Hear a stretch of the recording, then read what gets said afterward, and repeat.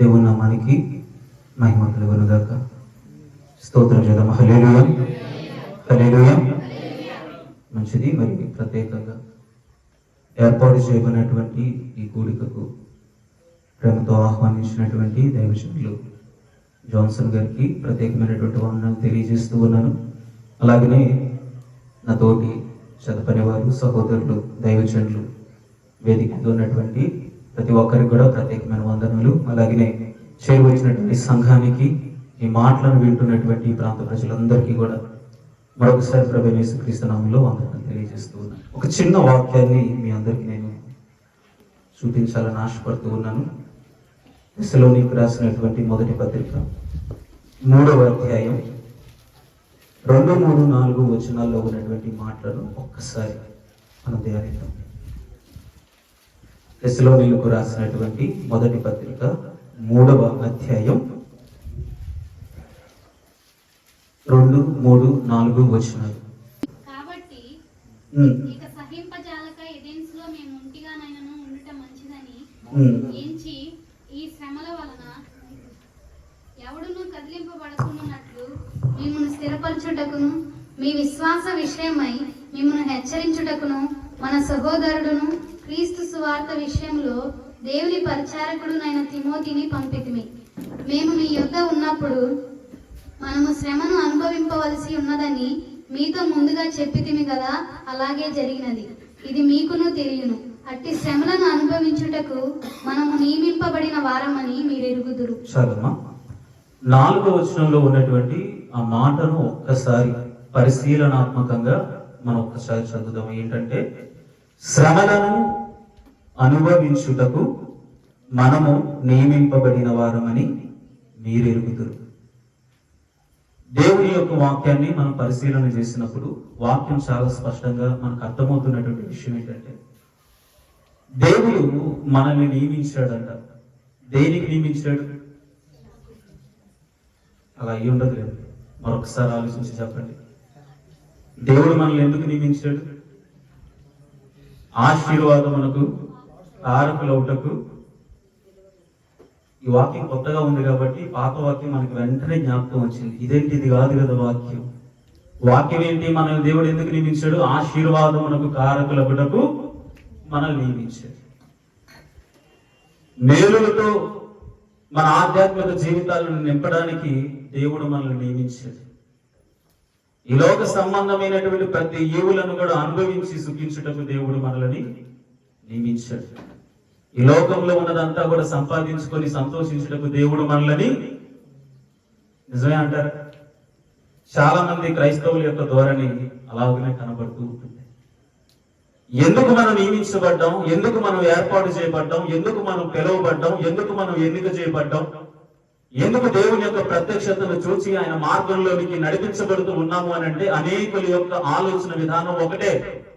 ఆశీర్వాదమునకు కారకులగుటకు, అప్పుల సమస్యల నుంచి విడిపించబడుటకు, అనారోగ్య సమస్యల నుంచి బయటపడుటకు, ఇక ఈ లోక సంబంధమైనటువంటి ఈవులు ఏవైతే ఉన్నాయో వాటన్నిటిని కూడా స్వతంత్రించుకొని ఈ లోకంలో సంతోషకరమైనటువంటి జీవితాన్ని జీవించుటకు దేవుడు మనల్ని నియమించాడు అనేటువంటి ఆలోచనలో ఈ రోజు క్రైస్తవ సమాజం ఉన్నప్పటికీ, మన ముందు ఉంచబడినటువంటి లేఖన భాగం ఈ రోజు మనకి తెలియజేస్తూ ఉన్నటువంటి విషయం ఏంటి అని అంటే, మీరు శ్రమను అనుభవించుటకు నియమించబడ్డారు. పొరపాటు పడుతున్నారు ఆశీర్వాదముకే, ఈ లోక సంబంధమైనవి అనుభవించడానికే అనేటువంటి ఉద్దేశంలో క్రైస్తవులు. కానీ దేవుని యొక్క లేఖనం చాలా స్పష్టంగా తెలియజేయబడుతుంది ఏంటి అని అంటే, మీరు ఎందుకు నియమించబడ్డారు అని అంటే శ్రమలు అనుభవించడానికి. ఏ శ్రమలు అంటే అవి? ఏ శ్రమలు అవి? ఒకసారి ఎవరైనా కానీ చెప్పడానికి ప్రయత్నం చేయగలుగుతారా? ఏ శ్రమలు అనుభవించడానికి దేవుడు మనల్ని నియమించాడు అని చెప్పేసానంటే, చాలా మంది క్రైస్తవుల యొక్క ఉద్దేశం, యోబుకండి రోగం వచ్చింది కదండి, ఆ రోగం అతనికి శ్రమ. ఈరోజు చాలా మంది క్రైస్తవుల యొక్క ఉద్దేశం ఏంటి అని అంటే, ఒక రోగం వచ్చింది అని అంటే ప్రభువు నమ్ముకున్న తరువాత, ప్రభువు నమ్ముకోక ముందు కాదు నేను చెప్పేటువంటి పరిస్థితి.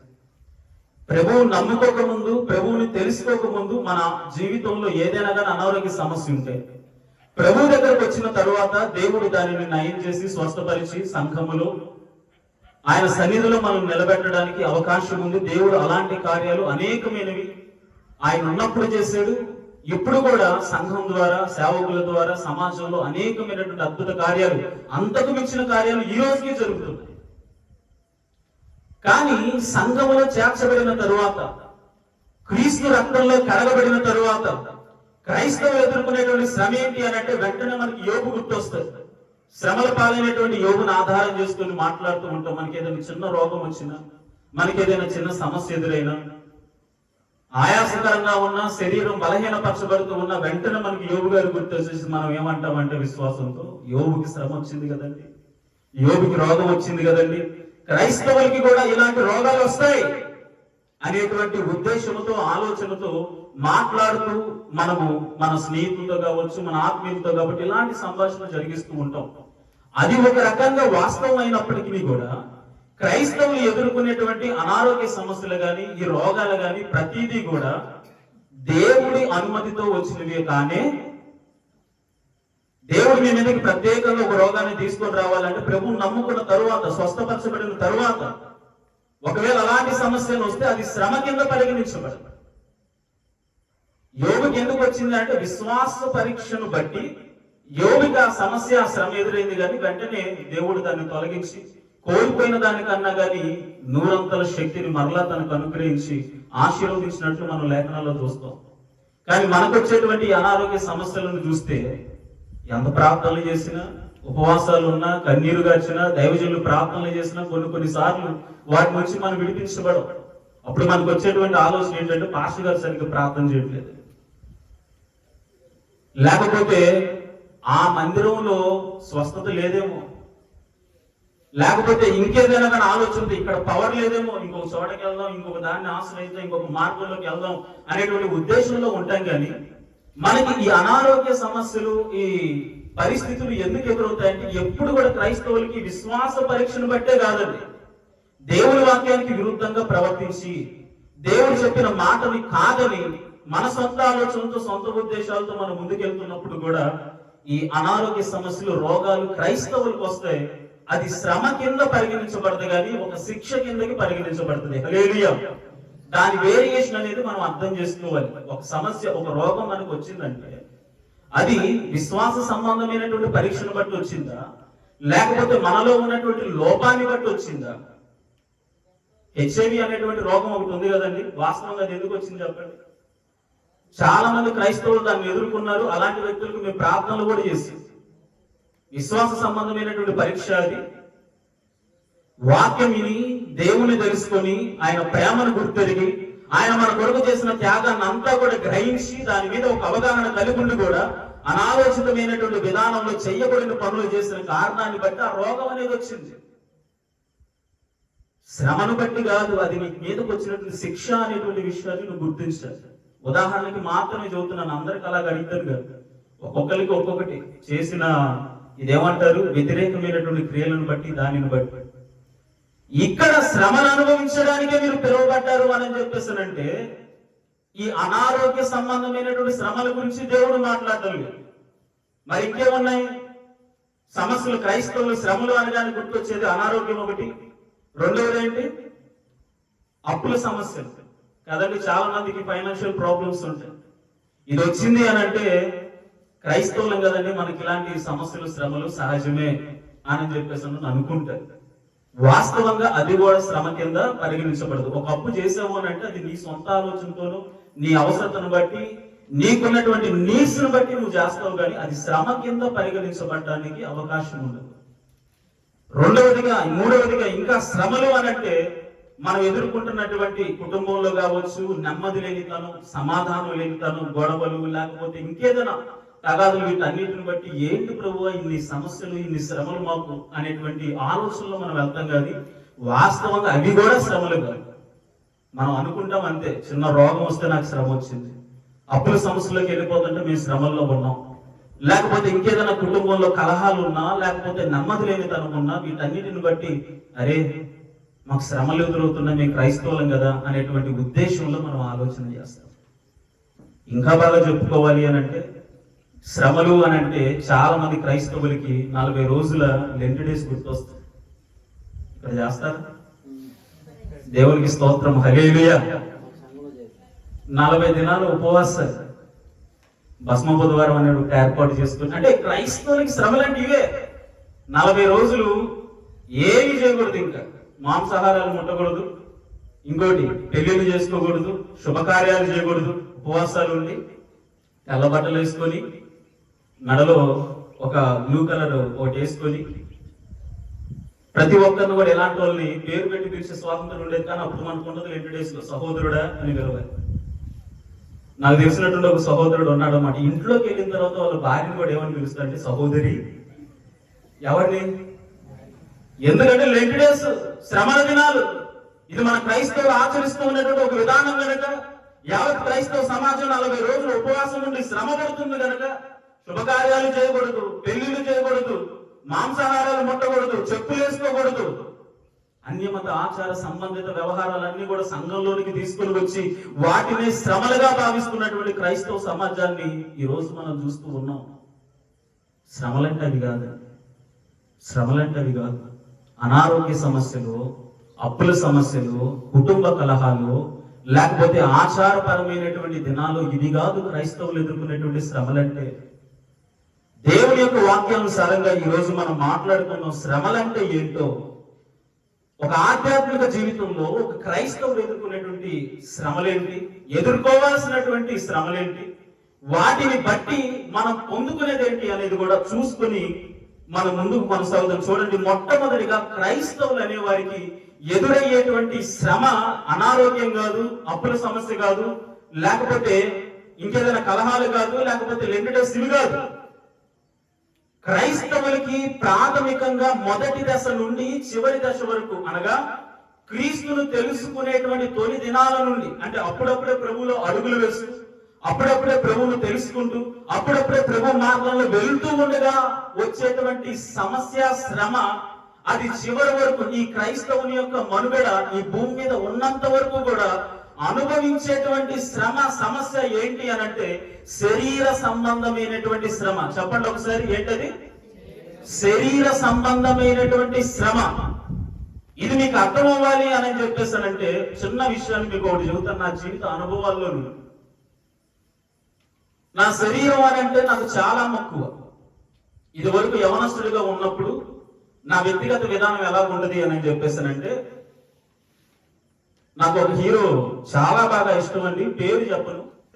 ఆ హీరో ఒకానొక సందర్భంలో, నేను మేబీ 6th లోనో 7th లోనో ఉన్నప్పుడు, ఒక రకమైనటువంటి కత్తితో ఒక సినిమా తీసేది. నేను నా ఫ్యాట్ల మీద ఆ కత్తి సింబల్ వేసుకొని కొన్ని చెక్కలు తీసుకొని వెళ్ళిపోయి ఆ కత్తి సింబల్ లాగా తయారు చేయించుకొని దాన్ని పట్టుకొని రోడ్ల పట్టుకొని తిరిగేవాడు. వాడు చూడడానికి నాకు బాగా ఇష్టం. వాడు ఎలాంటి కలర్ డ్రెస్ వేసాడు అలాంటి కలర్ డ్రెస్ వేసుకునేవాడు, ఎలాంటి కలర్ షూ వేసాడు ప్రతిదీ క్షుణ్ణంగా పరిశీలించి నా శరీరాన్ని కూడా నేను ఏం చేసేవాడినంటే అతనిలాగా మార్చుకోవడానికి నేను ప్రయత్నం చేసేవాడిని. మీ అందరికీ తెలుసు, ఒక ఫేమస్ యాక్టర్ అన్నమాట. రకరకాల జేబులు వేసుకున్నటువంటి ప్యాంట్లు వేసుకుని తిరుగుతూ ఉంటాడు అనమాట. అవి కూడా వేసుకుని తిరిగేవాడు. ఇంకా మీకు చెప్పాలంటే అప్పట్లో ప్యాంటు మీద ప్యాంట్ వేసుకోవడం ఫ్యాషన్ అని చెప్పేసినది. నేను కూడా అలాగ ప్రయత్నం చేసి అనేకుల ముందు నవ్వులు పాలైనటువంటి సందర్భాలు కూడా ఉన్నాయి. అప్పుడు నా శరీరాన్ని నేను ఏం చేశానంటే నా ఇష్టానుసారంగా నేను మలుచుకున్నాను. ప్రజలకి ఏ రకంగా కనపడాలో, ఏ రకంగా దాన్ని వారికి చిత్రీకరించాలో ఆ రకంగా వారికి నేను కనబరుచుకొని అతని వంటి వాడిని అని తెలియజేసుకోవడానికి నా శరీరాన్ని నేను సిద్ధం చేసుకున్నాను. ప్రభువును తెలుసుకున్న తర్వాత, ప్రభు దగ్గరకు వచ్చిన తర్వాత వాక్యం సెలవిస్తుంది, ఆ శరీర సంబంధమైనటువంటి క్రియలను నీ యొద్ద నుండి తీసేయమని. దేవునికి స్తోత్రం, హల్లెలూయా. ఇప్పుడు నాకు శ్రమ దేని నుండి ఎదురవుతుందంటే నా శరీరం నుండి. ఒకప్పటిలాగా అలంకరించుకోవడానికి లేదు. ఒకప్పటిలాగా ఈ శరీరాన్ని అలంకరించుకొని నచ్చిన వస్త్రాలు వేసుకొని సమాజంలో వెళ్ళడానికి వీల్లేదు. దేవుని వాక్యం నాకు కట్టుబడింది. నువ్వు నా మార్గంలోకి రావాలి అనంటే, నువ్వు నన్ను ఆశ్రయించాలి అనంటే, నా సన్నిధిలో గడపాలి అంటే నువ్వు చేయాల్సినటువంటి మొట్టమొదటి పని నీ శరీరాన్ని నీ కంట్రోల్లో ఉంచుకోవడం కాదు, కానీ నీ శరీరాన్ని నా కంట్రోల్లోకి తీసుకొని రావాలి. హల్లెలూయా. ఈ శరీరాన్ని దేవునికి సమర్పించుకోవాలండి, సజీవ యాగముగా. అవుతుందంటారు? శ్రమ కాదా? ఎంత మక్కువ అండి మన శరీరం అంటే మనకి. ఎంత అందంగా ఉండాలని అనుకుంటాం, ఎంత బాగా ఆకర్షణీయంగా ఉండాలని చెప్పేసి అనుకుంటాం. అలాంటి శరీరం వ్యతిరేకమైనటువంటి ధోరణిలోకి వచ్చిన తరువాత ఆ శరీరమును బట్టి శ్రమపడాలి.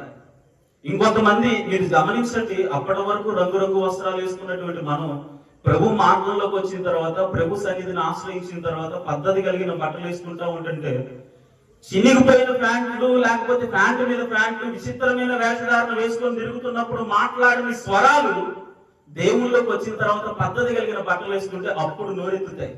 ఏంటి ఎలా ఉన్నాడు? నేను నా ఆధ్యాత్మిక జీవితంలోకి నేను అడుగులు వేస్తూ ఉన్నప్పుడు, ఈ లోకానుసారంగా బ్రతుకుతున్నప్పుడు విచిత్రమైనటువంటి వేషధారణ, WWE అనేటువంటి ప్రోగ్రామ్ ఒకటి చూసి అందులో ఒకడు షార్ట్ వేసుకొని, టీ షర్ట్ వేసుకొని, మెల్లో చైన్ కదా దాన్ని గొలిసేసుకొని దానికి తాళం తగిలించుకొని తిరుగుతాడని చెప్పేసి నేను అలాగ ధరించి సమాజంలోకి వెళ్ళినప్పుడు ఒక్కడొక్క మాట మాట్లాడలేదు. ఒకానొక సందర్భంలో మా ఇంట్లో వాళ్ళకి తెలియదు నేను ప్రభు నమ్ముకున్నానన్న సంగతి. పద్ధతిగా ఒకరోజు ఆదివారం రోజున ఎప్పుడు సినిమాలకు వెళ్ళేవాళ్ళు, ఒకరోజు మాత్రం బ్లాక్ ప్యాంటు తెల్ల షర్టు వేసుకొని చేతిలో ఏం లేకుండా నీట్గా తలదూకొని బయటికి వెళ్తా ఉంటే విచిత్రంగా చూడటం మొదలు పెట్టారు. నన్ను ఏమైంది వీడు ఇలా కాదు కదా ఉండాల్సింది, వీడి ఏషాలు మామూలుగా ఉండవు కదా, ఏంది వీడు ఎలాగ ఉన్నాడు? డౌట్లు వచ్చేసాయి, సందేహాలు వచ్చేసాయి, ఇదేమన్నా కొత్త ఫ్యాషన్ ఏమో అని చెప్పేసి నా అనుమానాలు రేకెత్తాయి. కానీ వాళ్ళందరికీ తెలీదు నా శరీరాన్ని నేను ఎవరికి సమర్పించాను? నా దేవునికి. హల్లెలూయా. అలాగన మన దేహాలని, మన శరీరాలని మన దేవునికి అర్పించడం అనేది క్రీస్తులోనికి రాకముందు మనకు ఎదురయ్యేటువంటి ఒక శ్రమ, ఒక సమస్య. అలాంటి శ్రమలు, అలాంటి సమస్యలు ఇక్కడ ఎంతమంది ఎదుర్కొన్నారు ఏమో నాకైతే తెలియదు. కానీ ఈ రోజుకి కూడా శరీరాలని ఇంకా ప్రభువులోకి వచ్చిన తర్వాత, ప్రభు వాక్యాన్ని గుర్తెరిగిన తర్వాత కూడా, ప్రభు మార్గాన్ని రుచి చూసిన తర్వాత కూడా ఈ శరీర సంబంధమైనటువంటి క్రియలు ఏవైతే ఉన్నాయో అవి చాలా మంది క్రైస్తవులు, ప్రతి క్రైస్తవ స్త్రీకి 2 షెల్ఫ్లు ఉంటాయంట. ఆదివారం పూట వెళ్ళేటువంటి బట్టలు, శారీలు అన్ని కూడా ఒక లైన్ లో ఉంటాయంట. బయట ఫంక్షన్లకు వెళ్ళేటప్పుడు వేసుకునే వస్త్రాలు మాత్రం ఒక లైన్ లో. మందిరాలకు వెళ్ళేటప్పుడు మనలాంటి పరిశుద్ధులు ఇంకెవరు లేరు. అదే మన ఇంటి దగ్గర వాళ్ళు, మన కుటుంబ సభ్యులు, వాళ్ళు వీళ్ళు వచ్చేసి అక్క నువ్వు రావాలి ఫంక్షన్కు, నువ్వు లేకపోతే ఏం జరగదు అని చెప్పేసి అంటే, ఏమండి మా అక్కగారి ఫంక్షన్ ఉంది, మా ఆడపరిస్థితి ఫంక్షన్ ఉంది, అది అని చెప్పేసి నేను రంగురంగు వస్త్రాలు వేసుకుని మెల్లో ఏం లేకపోతే మా ఊళ్ళు ఏదో ఒకటి అనుకుంటారు, ఖచ్చితంగా నువ్వు ఖచ్చితంగా నాకు ఏదైనా దియాల్సిందని చెప్పేసి భక్తులను హింసించి ఆ రోజు పద్ధతి కలిగినటువంటి వస్త్రాలు ధరించేటువంటి క్రైస్తవ స్త్రీలు గంగిరెద్దుల్లా తయారవుతారు. దేవునికి స్తోత్రం. హల్లెలూయా. అన్నానని తప్పుగా అనుకోకండి, నిజంగా నేను కల్లారా చూశాను కాబట్టి ఈ మాటని చెబుతున్నాను. చాలా మంది 2 పడవల మీద కాలు పెట్టినటువంటి స్థితి. ఎందుకంటే ఈ శరీర సంబంధమైనటువంటి శ్రమ అనుభవించడానికి వాళ్ళకి సిద్ధపడలేదు. దేవుడు మిమ్మల్ని దేనికి నియమించాడు అని అంటే శరీర సంబంధమైనటువంటి శ్రమలు అనుభవించడానికి నియమించాడు. హల్లెలూయా. మీ శరీరాన్ని నలగొట్టుకోవడానికి, మీ శరీరాన్ని సుఖపెట్టడానికి కాదు, నలగొట్టుకోవాలి. ఇది ప్రారంభ దశలో, ప్రభుని చేరేటువంటి దశలు. మరి ప్రభువును తెలుసుకున్న తర్వాత మరి ఆధ్యాత్మిక జీవితాలు ప్రభువులో కొనసాగుతూ ఉన్నప్పుడు ఎలాంటి శరీర సంబంధమైనటువంటి సమస్యలు, శ్రమలు వస్తాయి అంటే ఒకసారి లేఖనాన్ని చూద్దాం. చూడండి, కొరింథీయులకు రాసినటువంటి 2వ పత్రిక 7వ అధ్యాయం 5వ వచనంలో ఉన్నటువంటి మాటలను ఒక్కసారి మనం చదువుదాం. కొరింథీయులకు రాసినటువంటి 2వ పత్రిక 7వ అధ్యాయం 5వ వచనం. మేము మాసిదోనియాకు వచ్చినప్పుడును మా శరీరము ఏ మాత్రమును విశ్రాంతి పొందలేదు. ఎటుపోయినను మాకు శ్రమయే కలిగెను. వెలుపట పోరాటములు, లోపట భయములు ఉండెను. ఏంటంట? అపోస్తలుడైనటువంటి పౌలు గారు కొరింథీ సంఘాన్ని ఉద్దేశించి తన సాక్ష్యాన్ని చెబుతూ ఉన్నాడు. ఏమని? మేము మాసిదోనియా అనేటువంటి ప్రాంతానికి మేము వచ్చాం. అప్పుడు మా శరీరాలకు ఏం లేదంట, విశ్రాంతి లేదు, లోపల భయాలు ఉన్నాయి. ఏమవుతుందో, ఎలాంటి సమస్య వస్తుందో, ఎలాంటి శ్రమ ఎదురుతుందో అని చెప్పేసి కంటి మీద కునుకులేని పరిస్థితులు మేము ఎదుర్కొన్నాం. ఈ శరీరాలను మేము సుఖపెట్టలేదు, ఈ శరీరాలను మేము మాకు నచ్చినట్లుగా మేము మలుచుకోలేదు. వీళ్ళు ఏం చేశారు అని అంటే మాసిదోనియా అనేటువంటి ప్రాంతానికి సువార్తకి వెళ్ళినప్పుడు రాత్రి పగళ్ళు కూడా ఆ శరీరాన్ని నలగొట్టుకున్నారంట ప్రభు యొక్క పరిచర్య కోసం. అనగా సమయం ఉండగా అసమయమందును అనుకూల సమయమందును కూడా వీళ్ళు ప్రార్థనలు చేశారు, పరిచర్య చేశారు, టెంట్లు వేసుకున్నారు, సంశిష్టాలు పెట్టుకున్నారు, పరదాలు కట్టుకున్నారు, ఏం చేసుకున్నారో కానీ ఆ ప్రాంతంలో ఉన్న వారికి వాక్యాన్ని తెలియజేయడం కోసం తమ శరీరాలని నల్లగొట్టుకున్నట్లుగా ఇక్కడ పౌలు గారు సాక్ష్యం ఇస్తూ ఉన్నాడు. ఈరోజు ఎంతమంది క్రైస్తవులు పరిచర్య కోసం తమ శరీరాల్ని నల్లగొట్టుకునే వాళ్ళు ఉన్నారు చెప్పండి ఒకసారి. చాలా మంది క్రైస్తవుల యొక్క భావన మీటింగ్స్ వచ్చాయంటే చాలండి, పాస్టర్ గారు మమ్మల్ని వదిలిపెట్టారు, ఉదయాన్నే లేపుతాడు 4 గంటలకి, రా మందిరం దగ్గరికి రా, పరిచర్య ఉందంటారు. ఇంక మాకేం పనులు ఉండవు అనుకుంటున్నారా? మేము వెళ్ళిపోయి గడిగేదేందండి? వాళ్ళ కొడుకులు లేరా, వాళ్ళ కూతురు లేరా, వాళ్ళు గడుపుకోలేరా మందిరాన్ని? ప్రశ్నించేటువంటి నోర్లు ఏంటి ఈ నోర్లు అని అంటే తమ శరీరాలను దేవుడికి సమర్పించుకున్న వాళ్ళు కాదు, ఈ శరీరాలను సుఖపెట్టుకోవడానికి సమర్పించుకున్న వాళ్ళు. శరీర సంబంధమైనటువంటి శ్రమలు అనుభవించడానికి దేవుని చేత నియమించబడిన వారు కాదు ఈ మాటలు మాట్లాడి. దేవుని కొరకు ఈ శరీరాన్ని నలగొట్టుకోవాలనుకునేవాడు ఏం చేస్తాడు అని అంటే పరిచర్య అంటే పరుగులు పెడతాడండి. నేను ఎందుకు చెబుతున్నానంటే ఈ మాట, నేను చెప్పాను కదా నేను ముస్లిం కమ్యూనిటీలో నుంచి బయటకు వచ్చానని. ఇలాగ వచ్చినటువంటి నేను ఈ రోజు సేవకుడి స్థాయిలో మీ ముందు ఉన్నాను అని చెప్పేసి అంటే దానికి one of the main reason నేను చేసిన పరిచర్య. దేవునికి స్తోత్రం, హల్లెలూయా. నేను చేసిన పని ఏంటో తెలుసా? ఇంట్లో వాళ్ళకి అమ్మా నేను స్కూల్కి వెళ్తున్నాను, బాబా నేను స్కూల్కి వెళ్తున్నాను అని చెప్పేసి బుక్స్ అన్ని కూడా చేత పట్టుకొని వెళ్ళిపోయి కన్స్ట్రక్షన్ చేస్తున్న హౌసెస్ ఏవైతే ఉంటాయో ఆ హౌసెస్ దగ్గరికి వెళ్ళిపోయి నా బుక్స్ పడేసి వెంటనే నేను మందిరానికి పరిగెత్తేవాడిని. మందిరానికి పరిగెత్తి నేను చేసే పని మందిరాన్ని నీట్గా కడుక్కునేవాడిని. యామిల పేర్ల మీద ఉన్నటువంటి దుమ్ములన్నీ కూడా దులిపేసుకునేవాడిని, ఫ్యానులు తుడుచుకునేవాడిని. అదంతా క్లీనింగ్ అంతా అయిపోయిన తర్వాత మందిరంలో కూర్చొని మోకాళ్ళు వేసేసి దాదాపుగా మాకు ఒక యుద్ధం అనమాట. మాకేం నేర్పంటే 2.5 గంటలు ఖచ్చితంగా ప్రార్థనలో ఉండాలన్నా మీరు అని మా పాస్టర్ గారు చెప్పారు. దాన్ని మేము ఛాలెంజింగ్ గా తీసుకొని ఎలాగైనా సరే 2.5 గంటలు మేము ప్రార్థనలో గడపాలని చెప్పేసి నాకున్న అత్యుత్సాహం ఏంటంటే పాస్టర్ గారు అడిగితే ఎంతమంది 2.5 గంటలు ప్రార్థన చేశారంటే నేను 4 గంటలు చేశానని చెప్పడం కోసం స్కూల్ కొట్టేసి మందిరంలోని మోకాళ్ళ మీద 4 గంటల సేపు ఉన్న రోజులు ఉన్నాయి. హల్లెలూయా. ఉన్నాయి. నా శరీరాన్ని దేనికి నలగొట్టుకున్నాను? ప్రభు యొక్క పరిచర్య కోసం, ప్రభు యొక్క పరిచర్య కోసం. నాకు ప్రారంభ దశలో ఏమీ తెలియదు. ఈ కాంగో కొట్టడం కానీ, ఈ మైక్ సిస్టాలు పెట్టుకోవడం కానీ, లేకపోతే ఇంకేవైతే ఏమీ తెలియదు నాకు. నేను మందిరానికి ఎప్పుడైతే అలవాటు పడ్డానో ఒక సంవత్సరంన్నర గ్యాప్ లోనే నా జీవితంలో ఏం జరిగింది అంటే ఏదైనా మా పాస్టర్ గారు మీటింగ్ పెట్టారంటే సౌండ్ సిస్టమ్ మొత్తం అరేంజ్ చేసేది నేను, లైటింగ్ అంతా సెట్ చేసుకునేది నేను. సౌండ్ సిస్టమ్ లైటింగ్ అంతా పెట్టుకొని వెళ్ళిపోయి కాంగో ముందు కూర్చునేవాడిని. ఒకవేళ ప్యాట్ అలాంటివి పిలిపిస్తే వాళ్ళ దగ్గరికి వెళ్ళి కూర్చునేవాడిని. కాంగో ప్లే చేసేది నేనే.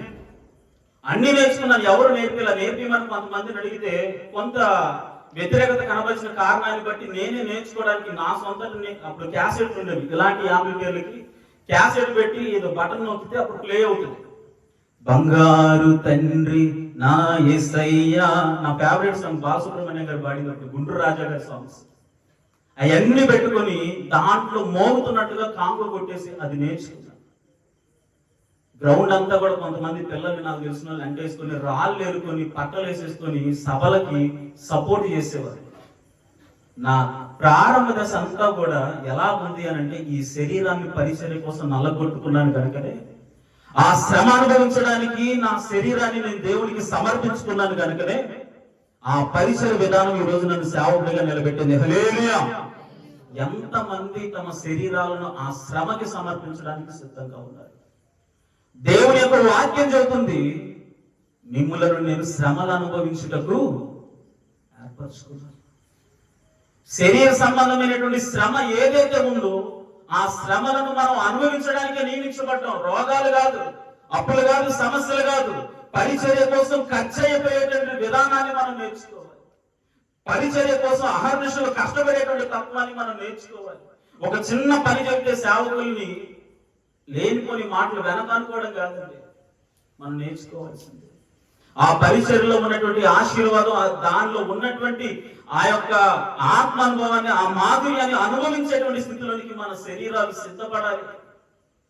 ఎంతమందికి అలాంటి సిద్ధపడుతుందో లేదో తెలియదు కానీ పౌలు గారు అంటా ఉన్నారు, పరిచర్యకి మాసిదోనియాకి వచ్చినప్పుడు మా శరీరాలన్నీ కూడా శ్రమించాయి, లోపల భయాలు. ఏ రోజు కూడా కంటి మీద కునుకు లేదండి వాళ్ళకి, కంటి మీద కునుకు లేదు. శరీరాలు నల్లగొట్టుకున్నారు. అవకాశం ఉంటే ఖాళీ సమయం దొరికితే మోకాళ్ళేసి ప్రార్థనలు చేశారు, కానీ కొంచెం రెస్ట్ తీసుకుందాం అనేటువంటి ఆలోచనలు బహుశా వాళ్ళు ఉండలేదు. అంతలా తమ శరీరాన్ని నల్లగొట్టుకుని శ్రమ పడ్డారు కనుకనే అంత గొప్ప పరిచర్య చేయగలిగారు. హల్లెలూయా. ఇక్కడ ఉన్నటువంటి యవనస్తులైనా మీ అందరికీ నేను చెప్పాలనుకున్నటువంటి మాట ఒకటే, శరీర సంబంధమైనటువంటి శ్రమ అనుభవించుటకు దేవుడు మిమ్మల్ని ఏర్పరచుకున్నాడు. హల్లెలూయా. ఆ పరిచర్యలో, ఆ శ్రమలో ఎంతమంది అయితే నమ్మకంగా ఉండి ఆ శ్రమను ఆశీర్వాదంగా భావిస్తారో అలాంటి వారిని దేవుడు రేపు ఉన్నతమైన స్థితిలో ఉంచబోతూ ఉన్నాడు. ఆమేన్. హల్లెలూయా. శరీర సంబంధమైనటువంటి శ్రమ ఇంకా చాలా ఉంటాయి పౌలు గారి జీవితంలో, మనం ఆలోచన చేయాలి. కానీ కొరింథీయులకు రాసినటువంటి 2వ పత్రిక, ఇదే పత్రిక 11వ అధ్యాయం 25వ వచనంలో రాయబడుతూ ఉన్నటువంటి మాట, ముమ్మారు బెత్తములతో కొట్టబడితిని, ఒకసారి రాళ్ళతో కొట్టబడితిని, ముమ్మారు ఓడ పగిలి శ్రమ పడితిని, ఒక రాత్రి పగలు సముద్రములో దెబ్బలు తిన్నాడంట. దేనికోసం? నల్లగొట్టబడ్డాడంట, కొరడా దెబ్బలు. దేనికయ్యా ఇదంతా అని చెప్పేసి అంటే, ఒకప్పుడు ఈ పౌలు గారిని చూస్తే ఒక్కొక్కరికి వణుకు పుట్టేది, ఎక్కడ మన ప్రాణాలను తీసేస్తాడు అని చెప్పేసినది. కానీ ఎప్పుడైతే ఆధ్యాత్మిక జీవితంలోకి వచ్చాడో, దైవ సంబంధమైనటువంటి మార్గంలోకి వచ్చాడో, క్రీస్తుకి తన శరీరాన్ని సమర్పించుకున్నాడో, ఆ శరీరము 3 సార్లు కొరడా దెబ్బలకు గురైంది. పడవలో ప్రయాణించిన గుర్రాల మీద ఉత్సాహంగా తిరిగేటువంటి ఈ పౌలు గారు సువార్త కోసం, సేవ కోసం, పరిచర్య కోసం తన శరీరాన్ని నల్లగొట్టుకొని చెయ్యబడినటువంటి ప్రయాణాలు కూడా చేశాడు. తన శక్తికి మించిన ప్రయాణాలు చేశాడు, శ్రమ పడ్డాడు. అలాంటి శ్రమతో పోల్చుకుంటే ఈరోజు మనకు వచ్చేటువంటి, మనం అనుకున్న శ్రమలు అంటారని చెప్పండి ఒకసారి. దేవుడు మిమ్మల్ని నియమించింది శరీర సంబంధమైన శ్రమను అనుభవించడానికి. హల్లెలూయా. ఇంకా క్రైస్తవుని యొక్క ఆధ్యాత్మిక జీవితంలో అనుభవించాల్సినవి శ్రమలు ఏంటి అని అంటే, ఒకటి శరీర సంబంధమైనటువంటి శ్రమ కోసం దేవుడు మనల్ని నియమించితే, 2 సువార్త సంబంధమైనటువంటి శ్రమ. ఏంటంట? సువార్త సంబంధమైనటువంటి శ్రమ. అందరూ ఒకసారి చెప్పండి, సువార్త సంబంధమైన. తిమోతికి రాసినటువంటి 2వ పత్రిక 1వ అధ్యాయం 8వ వచనంలో ఉన్నటువంటి మాటలు ఒకసారి మనం చదువుదాం. తిమోతికి రాసినటువంటి 2వ పత్రిక 1వ అధ్యాయం 8వ వచనం.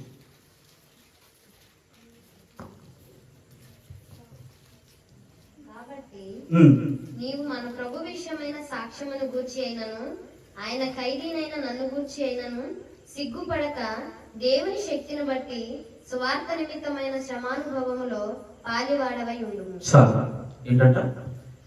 పౌలు గారు తన శిష్యుడైనటువంటి తిమోతితో మాట్లాడుతూ ఏమంటున్నాడు అని అంటే, నువ్వు ఒక శ్రమలో పాలిభాగస్తుడు అవ్వాలి. ఏంటా శ్రమ అని అంటే, లేఖనాల్లో చాలా స్పష్టంగా రాయబడింది, సువార్తను గూర్చి అయినటువంటి శ్రమ. ఎందుకంటే మనందరికీ తెలిసినటువంటి వాక్యం, పౌలు గారు మాట్లాడినటువంటి మాట, సువార్తను గూర్చి నేను సిగ్గుపడువాడను.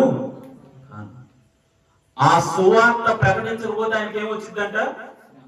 చూద్దాం ఆ వాక్యం కూడా ఒకసారి.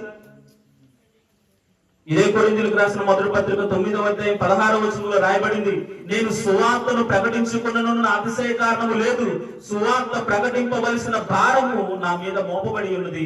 అయ్యో, నేను సువార్తను ప్రకటింపకపోయిన ఎడల నాకు. ఈరోజు చాలా మంది క్రైస్తవులు ఎదుర్కొన్నటువంటి సమస్య ఏంటి అని అంటే, సువార్త చెప్పడానికి వెళ్తుంటే శ్రమలు ఎదురవుతున్నాయండి. ఏంటా శ్రమ? కరపత్రికలు పంచుకొని రోడ్డు మీదకి వెళ్తా ఉంటే నీకు పర్మిషన్ ఉందా? అడుగుతున్నారా లేదా? చాలా మంది ఇక్కడ ఉన్న యవనస్తులు కానీ వీళ్ళు కానీ, మీ అందరికి సోషల్ మీడియా అలవాటు ఉంది కాబట్టి కొంత మీకు తెలియడానికి అవకాశం ఉంది. ఈ సువార్త సంబంధమైనటువంటి శ్రమ మనందరం పడవలసిన వారమై ఉన్నాం.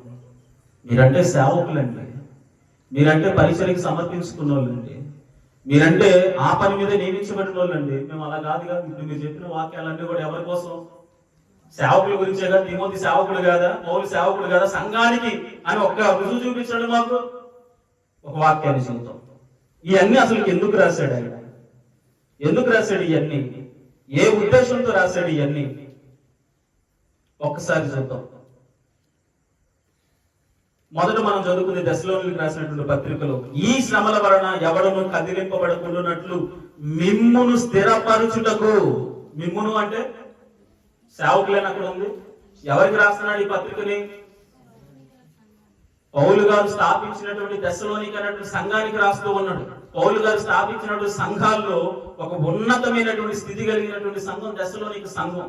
ఆ సంఘాన్ని ఉద్దేశించి మాట్లాడుతూ ఉన్నాడు. ఎందుకు ఈ మాటలన్నీ కూడా రాయించుకుంటూ వస్తున్నాను అంటే, ఇది మాకు సంబంధించింది కాదు, మనందరికీ సంబంధించింది. మాలాగా కరపత్రికలు పట్టుకొని వెళ్ళిపోండి, మాలాగా వెళ్ళిపోయి అందరికీ కూడా ఇలాగ చేయండి అని చెప్పేసి కదా. అవకాశం ఉన్నప్పుడల్లా సువార్తను ప్రకటించడానికి మనం శ్రమ అనుభవించాలి. హల్లెలూయా.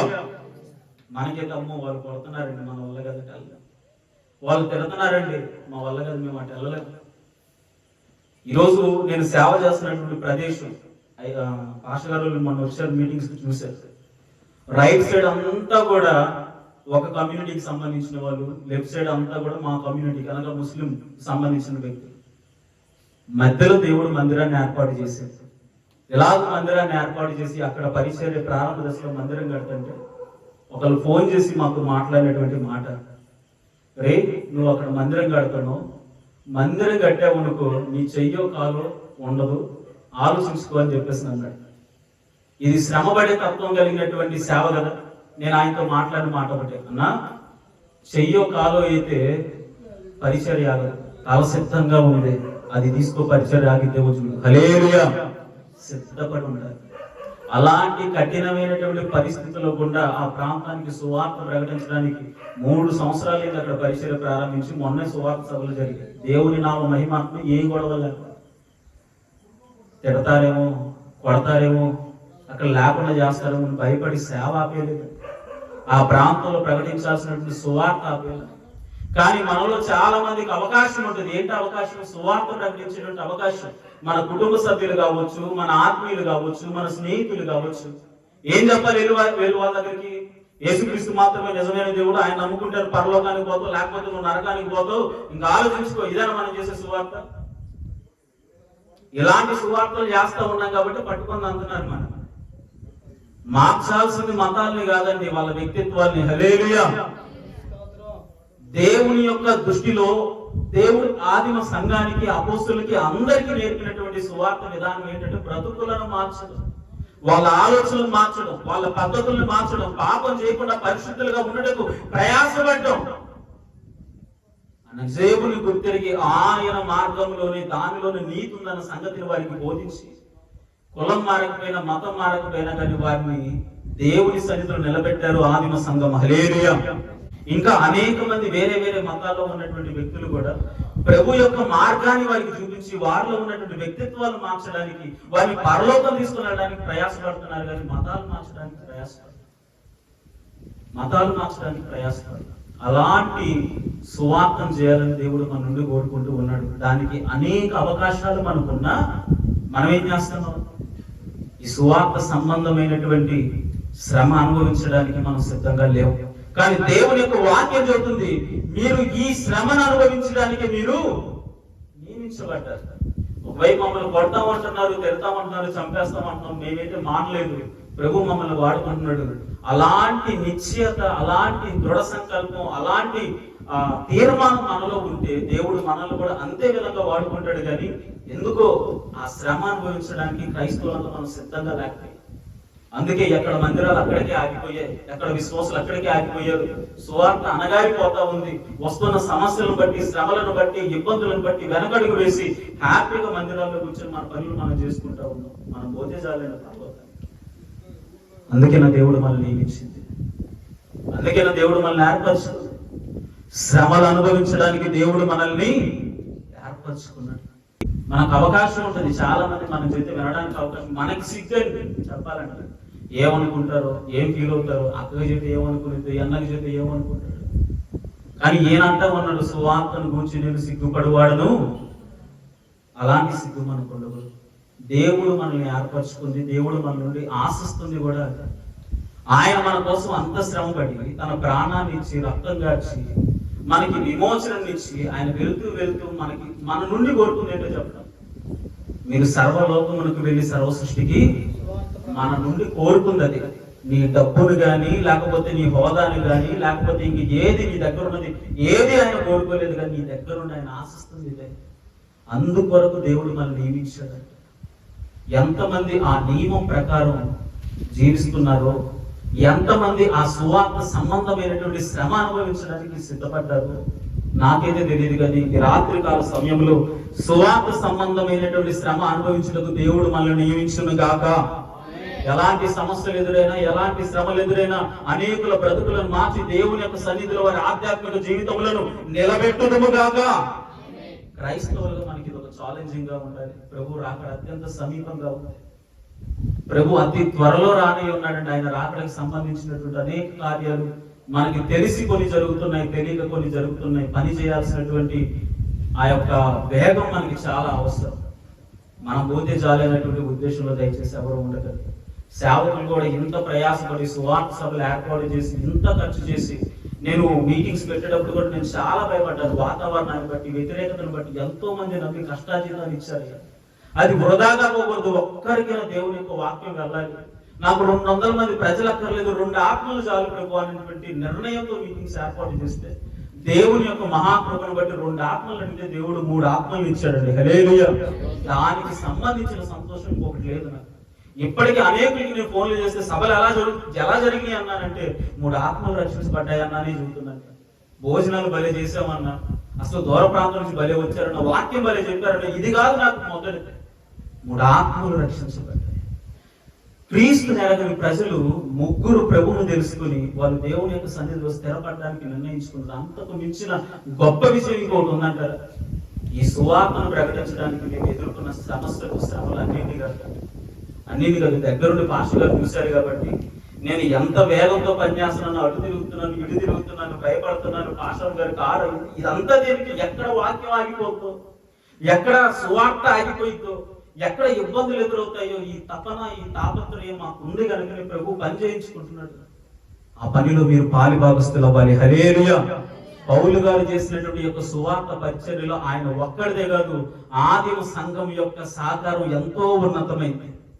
ఆయన కొరకు ఖర్చు చేసిన వాళ్ళు కొంతమంది ఉన్నారు, ఆయన కొరకు సమయాన్ని ఇచ్చిన వాళ్ళు కొంతమంది ఉన్నారు, ఆయనకి ఆశ్రయం కలుగు చేసి ఆయనకి భోజనం పెట్టిన వాళ్ళు ఉన్నారు. ఈ సువార్త పరిచర్యలో వాళ్ళు చెయ్యగలిగినటువంటి ప్రతి సహాయ సహకారాన్ని పౌలు గారికి చేసి అనేక ఆత్మలను రక్షించడానికి వాళ్ళు ఒక మూల స్తంభాలుగా నిలబడ్డారు. మనం అలాగ నిలబడాలి. మీటింగ్స్ ఏర్పాటు చేస్తుంటే, సువార్త సభలు ఏర్పాటు చేస్తుంటే తిట్టుకోవడం కాదు. పాస్టర్ గారు నీకు ఏం పని లేదండి, ప్రతి నెల ఇది పెడతానే ఉంటారు. పెడతారు పాస్టర్ గారు ప్రతి నెల? 3 నెలలకు ఒకసారి. నువ్వు వచ్చిందంటే ఇక నైట్ అంతా కూడా నిద్రగేసి ఎంతమందికి ఉందా బా, నాకు తెలిసి ఇక్కడ ఎవరికి లేదని అనుకుంటాను. దేవునికి స్తోత్రం. హల్లెలూయా. ఒకవేళ ఎవరికైనా ఉంటే హృదయంలో నుండి ఈరోజే చెప్పే సువార్త సంబంధమైనటువంటి శ్రమ అనుభవించడానికి దేవుడు మనల్ని నియమించారు. 3వదిగా మనం చెప్పుకొని మనం ముగించుకోవడానికి మనం ప్రయత్నం చేద్దాం. ప్రతి క్రైస్తవుడు అనుభవించాల్సినటువంటి శ్రమ నీతి సంబంధమైనటువంటి శ్రమ. ఒకసారి పేతురు రాసినటువంటి మొదటి పత్రిక 3వ అధ్యాయం 14 నుంచి 17 వచనాలు ఒకసారి చదువుదాం. పేతురు రాసినటువంటి మొదటి పత్రిక 3వ అధ్యాయం 14 నుంచి 17 వచనాలు. నీతి నిమిత్తము శ్రమ పడినను మీరు ధన్యులే. వారి బెదిరింపునకు భయపడకుడి, కలవరపడకుడి. నిర్మలమైన మనస్సాక్షి కలిగిన వారై మీలో ఉన్న నిరీక్షణను గూర్చి మిమ్మల్ని హేతు అడుగు ప్రతి వానికిని సాత్వికముతోను భయముతోను సమాధానము చెప్పుటకు ఎల్లప్పుడూ సిద్ధముగా ఉండి మీ హృదయముల యందు క్రీస్తును ప్రభువుగా ప్రతిష్ఠించుడి. అప్పుడు మీరు దేని విషయమై దుర్మార్గులని దూషింపబడుదురో దాని విషయమై క్రీస్తునందున్న మీ సత్ప్రవర్తన మీద అపనింద వేయువారు సిగ్గుపడుదురు. దేవుని చిత్తం అలాగున్న ఎడల కీడు చేసి శ్రమపడుట కంటే మేలు చేసి శ్రమపడుటయే బహు మంచిది. చాలా ఇక్కడ ఒక సంబంధిత శ్రమ కనపడుతుంది. ఏంటంటే నీతి నిమిత్తము శ్రమపడినను మీరు ధన్యులే. అంటే క్రైస్తవులంగా మన ఆధ్యాత్మిక జీవితంలో మనం అనుభవించాల్సినటువంటి అత్యంత ప్రాముఖ్యమైన శ్రమ ఏంటి అని అంటే నీతి సంబంధమైనటువంటి శ్రమ. నీతి అంటే ఏంటంటే ఎవరు మాట్లాడలేదు. నీతి అంటే ఏంటి? మంచిగా ఉండడం, బూతులు మాట్లాడకుండా ఉండడం, అదేనా? ఎంత బాగా తలకారిస్తున్నారు మా తల్లి. దేవునికి స్తోత్రం, హల్లెలూయా. అబ్రహాము దేవుని నమ్మెను, అది అతనికి నీతిగా. నీతి అని అంటే నిజ దేవుణ్ణి గుర్తెరగడం, నీతి అని అంటే ఆయన దైవత్వాన్ని కనుగొనడం. ఆ నీతి నిమిత్తమే మీరు శ్రమ పడితే మీరు ధన్యులే. అంటే క్రీస్తుని ప్రభువుగా కలిగి ఉన్నందుకు మనకి సమస్యలు, శ్రమలు వస్తాయి. అందుకే దేవుడు మనల్ని నియమించాడు క్రీస్తు నిమిత్తం శ్రమలు అనుభవించడానికి. ప్రభువు నమ్ముకున్నందుకు శ్రమలు అనుభవించడానికి దేవుడు మనల్ని నియమించాడు. అనేకులు హతసాక్షులైంది దేనికంటే? ఎంతో మంది ప్రాణాలు కోల్పోయింది దేనికి? ఆదిమ సంఘం మొదలుకొని నేటికి ఎంతో మంది సేవకులు, సువార్థికులు శ్రమ పొంది మరణించబడుతున్నారు. ఎంతో మంది మిషనరీలు మన ప్రాంతానికి, మన భారతదేశానికి వచ్చి చనిపోయారు అంటే దానికి గల కారణం ఏంటి? దొంగతనాలు చేశారని ఊరేశారా? వ్యభిచారాలు చేశారని చెప్పేసి నరికేశారా? మరి ఏం చేశారు? క్రీస్తుని ప్రభువుగా నమ్మారు. ఆ నమ్మకం వారిని ఎక్కడికి నడిపించిందంటే మరణం వైపుకి నడిపించింది. ఆ శ్రమ అనుభవించడానికి దేవుడు మనల్ని నియమించాడు. హల్లెలూయా. నా జీవితంలో, నా ప్రారంభ దశలో నేను నా ఇష్టానుసారంగా బ్రతుకుతున్నప్పుడు నన్ను ఒక్క మాట లేదు. ప్రతి ఆదివారం సెకండ్ షో చూడకుండా, లేకపోతే ఈవినింగ్ 6 గంటలకి షో చూడకుండా నాకు నిద్ర పట్టదు. ఆదివారం కూడా నా స్నేహితులందరినీ తీసుకొని మా థియేటర్కి వెళ్ళిపోయి, టికెట్ కూడా లేదు, నాకు ఫ్రీయే, నాతో పాటు ఇంకొక 4-5 గంట పెట్టుకొని వెళ్ళిపోయి చూసిన సినిమాని మళ్ళీ చూసి అదొక వ్యసనంలాగా మారిపోయింది. అర్ధరాత్రి 12:30, 1 గంటకి నేను ఇంటికి వెళ్తే ఒక్కళ్ళు ఒక మాట మాట్లాడు మా ఇంట్లో. పైపెచ్చి మా అమ్మ వెంటనే లేచి అప్పటికప్పుడు, అరే చల్లన్నం తింటారు, అది వేడన్నం వండమంటావు. ఎన్నింటికి? తల్లి ప్రేమ అంత గొప్పదో చూడండి. 12:30కి సినిమా అయిపోయిన తర్వాత ఇంటికి వచ్చిన తర్వాత తెల్లన్నం, అది చల్లన్నం ఉంది, నువ్వు అది వెళ్ళేవి వేడన్నం వండుతాను, కాసేపు స్నానం చేసి రాపు అని చెప్పేసినని మా అమ్మ అర్ధరాత్రి 12:30కి అన్నం వండి నాకు చికెనేసి అన్నం పెట్టేది ఆదివారం పూట. ఎప్పుడు? సినిమాకి వెళ్ళినప్పుడు. వాళ్ళకి తెలియకుండా నేను ప్రార్థనలకు వెళ్ళినప్పుడు, మందిరాలకు వెళ్ళినప్పుడు 11ంటికి వచ్చిన తర్వాత వాళ్ళకి సందేహాలు వచ్చాయి. ఎక్కడి నుండి వచ్చేవారు నువ్వు? అదేంటమ్మా, ఏం లేదు, స్నేహితులతో కలిసి కాసేపు అలా తిరిగి వచ్చాంటే ఈ రోజు నీకు అన్నం కట్టు. దేవునికి స్తోత్రం, హల్లెలూయా. ఎక్కడొచ్చింది వ్యత్యాసం?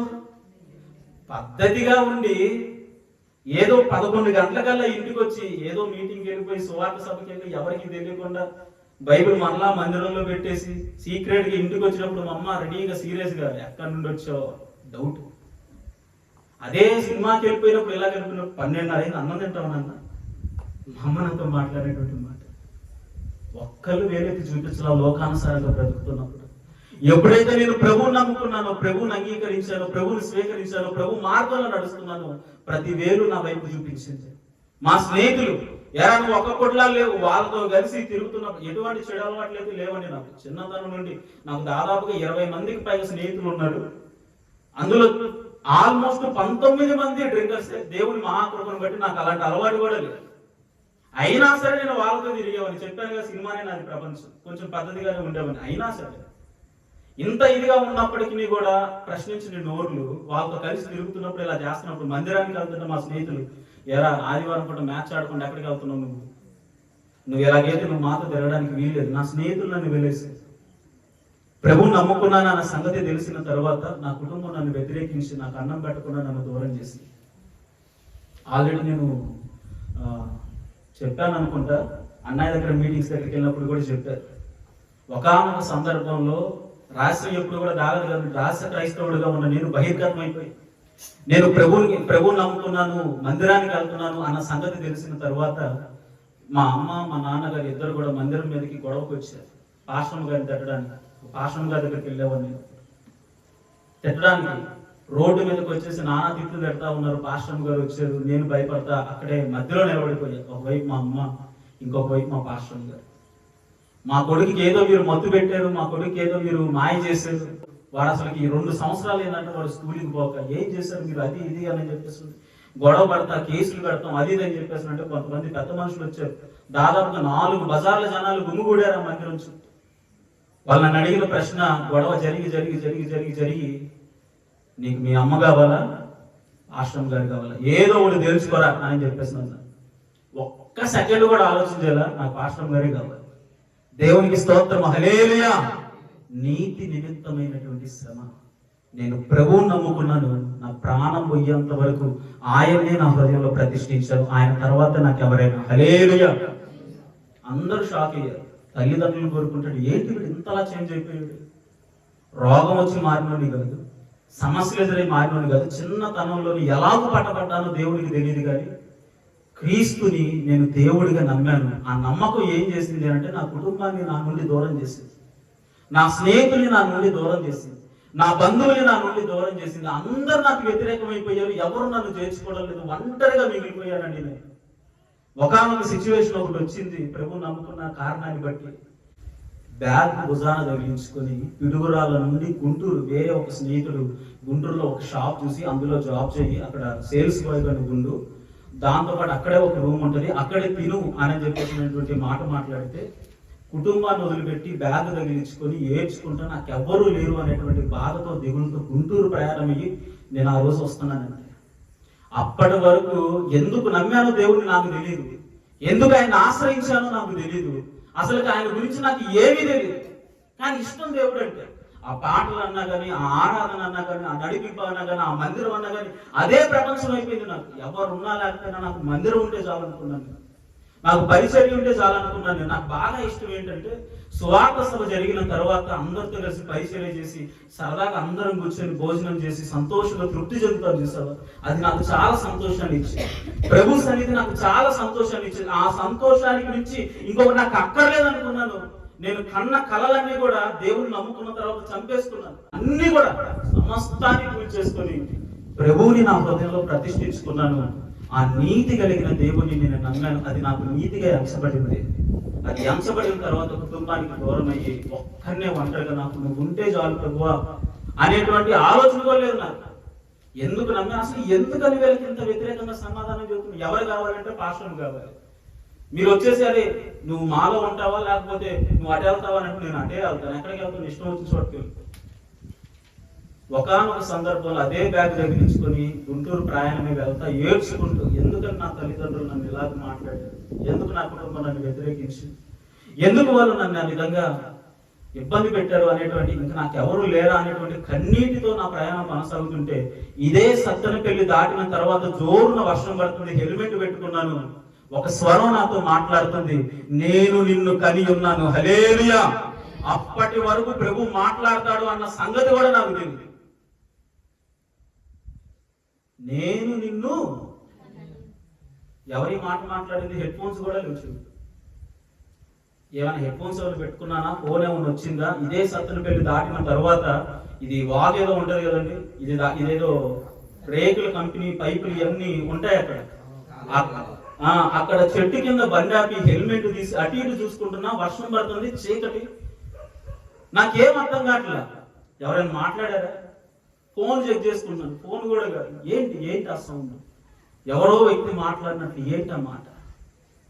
తరువాత నేను క్రీస్తులో ఉన్నాను కాబట్టి నాకు అప్పుడు అర్థమవుతుంది, పాస్టర్ గారు వీళ్ళందరూ చెప్పిన వాక్యాలు గుర్తొస్తున్నాయి. మన దేవుడు మాట్లాడే దేవుడు. నాకు ఒక రకమైనటువంటి వైబ్రేషన్ వచ్చేసింది ఒంట్లో. ప్రభు నువ్వు మాట్లాడుతున్నావా నాతో, నువ్వు మాట్లాడుతున్నావు, నిజంగా నువ్వు మాట్లాడే దేవుడు అయితే నేను వెళ్తూ ఉన్నా, ఇలాగే వెళ్తాను, ఇంకొక్కసారి మాట్లాడు ప్రభు, జీవితాంతం నీ సేవ చేస్తా, హల్లెలూయా. వెళ్తూ ఉన్నాను, సత్తెనపల్లి దాటాను. వెళ్తూ ఉండగా 1-2 నిమిషాల వ్యవధిలోనే మరలా అదే మెల్లమైన శక్తి కలిగిన స్వరం, నేను నిన్ను కని ఉన్నాను, హల్లెలూయా. అంతకు మించిన గొప్ప ధన్యత ఇంకొకటి లేదని ప్రభు యొక్క స్వరాన్ని విన్నాను. ఎందుకురా నువ్వు ప్రభు నమ్ముకొని ఇంత చిన్న వయసులోనే సేవకు వచ్చావు అంటే నిజ దేవుని యొక్క స్వరం నన్ను తాకింది, హల్లెలూయా. శ్రమ అనుభవించడానికి సిద్ధపడ్డారు. నీతి నిమిత్తమైనటువంటి శ్రమ. ఈరోజు మనం ప్రభువు నమ్ముకున్నందుకు మన కుటుంబాలు మనం వ్యతిరేకిస్తాయి, ప్రభువు నమ్ముకున్నందుకు అయిన వాళ్ళు వ్యతిరేకిస్తారు. నువ్వు మాలోల దేవుణ్ణి, మాది వాళ్ళ దేవుని నమ్ముకున్నావని అంటారు. నువ్వు ఆ దేవుని నమ్ముకుంటే నిన్ను ప్రాణాలతో వదిలిపెట్టమని అంటారు. నువ్వు ఆ దేవుని నమ్ముకుంటే మా ఇంటికి రావడానికి వీల్లేదని అంటారు. నువ్వు ఆ దేవుని నమ్ముకుంటే మా ఏ శుభకార్యాలు నువ్వు పాలు పంపులు పంచుకోవడానికి వీల్లేదంటారు. నువ్వు ఆ దేవుని నమ్ముకుంటే నీకు ఆస్తిలో వాటా లేదని అంటారు. ఈ శ్రమలన్నిటిని కూడా అనుభవించడానికి దేవుడు మనల్ని నియమించాడు, హల్లెలూయా. ఎంతమంది సిద్ధంగా ఉన్నారు చెప్పండి. ఇప్పుడు ఎలాంటి పరిస్థితులు వస్తే ఈ నీతి నిమిత్తమైనటువంటి శ్రమ అనుభవించడానికి నేను సిద్ధం అన్నోళ్ళు ఎవరైనా ఉన్నారు? మనకి స్వాతంత్రం ఉంది, మనకి అంత పరిస్థితులు లేవండి. ఎందుకంటే దేవుని యొక్క మహాకృపను బట్టి మనం చేర్చబడ్డాం, సంఘంలో చేర్చబడ్డాం, మంచి ఆత్మీయ జీవితాన్ని జీవిస్తూ ఉన్నాం. కానీ రానున్న దినాలు బహుఘోరమైనవి. మీరు దేనినైతే నీతిగా ఎంచుకొని ఏ ప్రభువునైతే నమ్ముకున్నారో ఆ ప్రభుని మీ నుండి దూరం చేయడానికి ఈ రోజు లోకంలో అనేక శక్తులు ప్రయత్నాలు చేయబోతూ ఉన్నాయి. గుర్తుంచుకోండి, మీరు అందరూ స్థిరపడిన వాళ్ళే, నేను కాదనట్లా. రాబోతున్నటువంటి పరిస్థితులు బహుదారుణమైనవి. గుర్తుంచుకోండి, ఆల్రెడీ మనకందరికీ అర్థమవుతా ఉంది. నిన్న కూడా ఎవరో వాట్సాప్ లో పెట్టారు, ఒక గవర్నమెంట్ ఉద్యోగి వెళ్ళిపోయి మందిరాన్ని కూల్చేస్తా ఉంటుంటే సేవకులు ఇద్దరు మోకరించి ప్రార్థన చేస్తా ఉన్నారు. నువ్వెవరు నమ్ముకున్నావు? యేసుక్రీస్తు ప్రభువు వారు. నీకు రేషన్ కట్టు, నీకు అమ్మఒడి కట్టు, నీకు కరెంటు బిల్లు దాదాపుగా 500 వచ్చేది, నువ్వు ప్రభు నమ్ముకున్నావు కాబట్టి నీకు 5000 వచ్చిందని చెప్పేసి రోజులు రాబోతున్నాయి. బహిరంగంగా ఇది కనపడేది.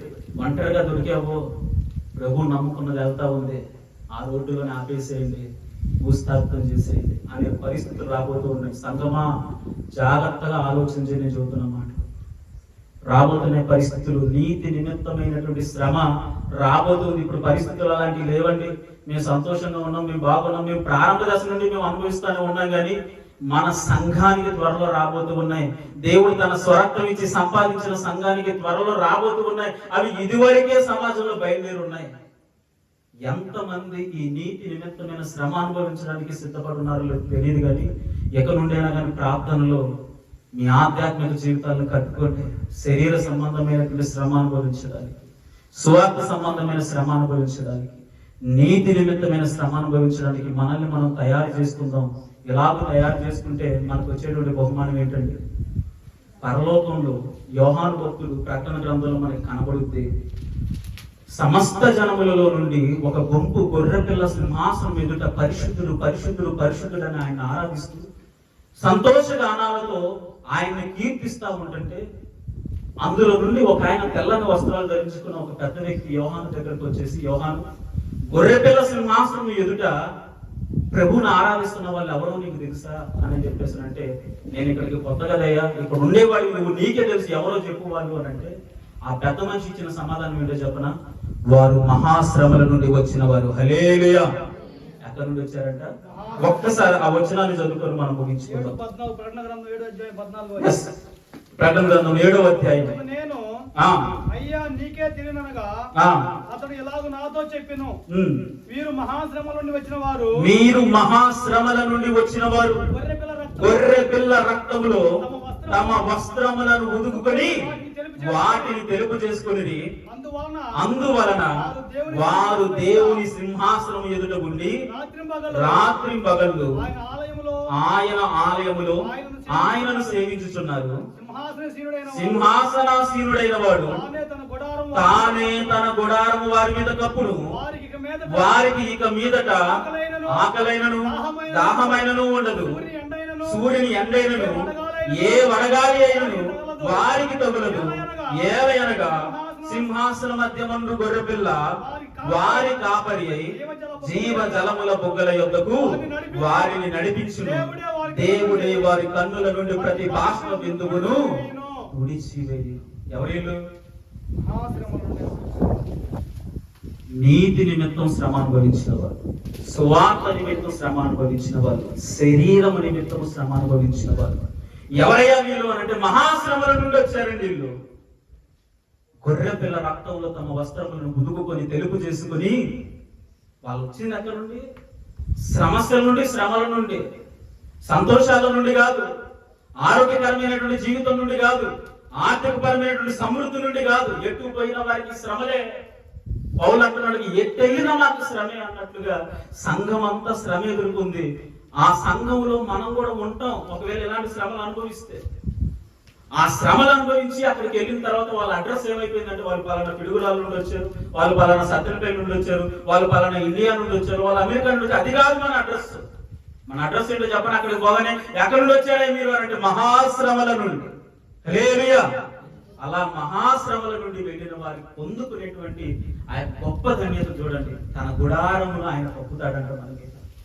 మనకు ఆకలి ఉండదంట, దప్పిక ఉండదంట. మన ప్రతి కన్నీటి బాష్ప బిందువును ఆయన తన స్వహస్తాలతో తుడిచివేస్తారని వాగ్దానం చేస్తా ఉన్నాడు. అక్కడ నెమ్మది పొందుకుంటాం. ఈ శ్రమలన్నిటికీ తగినటువంటి జీతాన్ని మనం అక్కడ పొందుకుంటాం. ఈ లోక సంబంధం ఏంది కాదండి. ఈ లోకంలో నువ్వు ఎంత సంపాదించుకున్నా, ఎంత చేర్చుకున్నా, ఎంత ఇది చేసినా కానీ అది ఏదో ఒక రోజున కనుమరుగైపోయేదే. కానీ దేవుడు నీకు ఇవ్వాలనుకుంటుంది ఉన్నతమైనది, ఉత్తమమైనది. ఆయన రాజ్యంలో నీకు స్థానం ఇవ్వాలనుకున్నాడు. అది సంపాదించుకోవాలి అని అంటే ఈ శ్రమలు అనుభవించి ప్రభు యొక్క రాజ్యంలో చేర్చబడదాం. అట్టి కృప దేవుడు మనందరికీ అనుగ్రహించును గాక. ఆమేన్.